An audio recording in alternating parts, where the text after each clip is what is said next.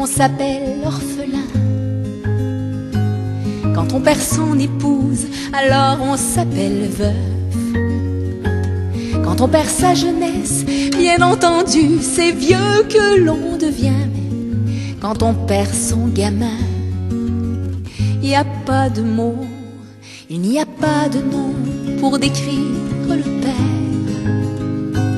Celui qui porte son garçon au cimetière. Jamais un seul poète, un seul pasteur, jamais un seul auteur n'a eu assez de lettres pour tant de douleurs. Quand on perd la raison, bien sûr on s'appelle fou. Et puis on s'appelle pauvre à perdre trop de sous. Quand on perd la mémoire, tout de suite on est qualifié d'amnésique. Mais il y a des choses qu'aucun mot n'explique.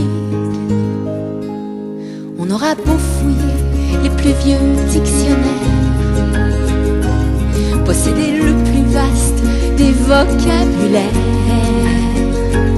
décortiquer Baudelaire jusque sous terre, jusqu'à son dernier vers. Il n'y a pas de mots, pas de manière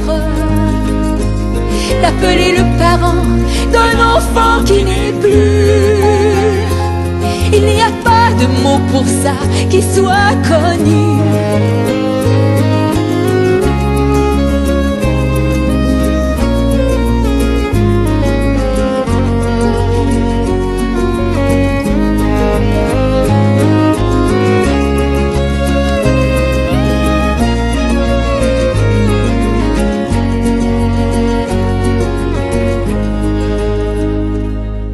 Quand on perd ses parents, on s'appelle orphelin.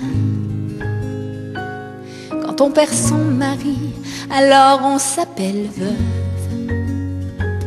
Quand on perd son petit, c'est évident, il n'y a pas de mots. Pourtant il y en a des mots qui nous émeuvent. Mais là il n'y en a aucun, il n'y a vraiment rien à dire. On ne sait même plus trop si on a le droit de vivre. Mais bon, on vit quand même, on vit tout simplement pour ne pas crever. On rit pour ne pas pleurer des flots sans rive.